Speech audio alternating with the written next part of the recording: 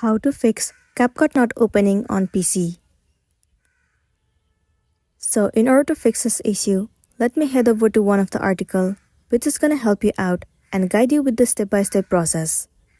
So this is one of the article which is gonna help you out. Scroll down and you'll be able to see the process to fix the issue. First thing first, you have to make sure that you are using a compatible device. If not, you need to update your device or system to the latest version. Check if there is any available updates for your operating system and install them. If your device is not capable of running CapCut due to its age or hardware limitation, consider using different device that meets the requirement. Now the next thing you want to try doing is, you need to free up some storage space or memories on your device. Start by deleting unwanted files, app, or cache data that are taking a valuable space. Consider using an external SD card or cloud storage to offload files and medias to create more room for CapCut to operate smoothly.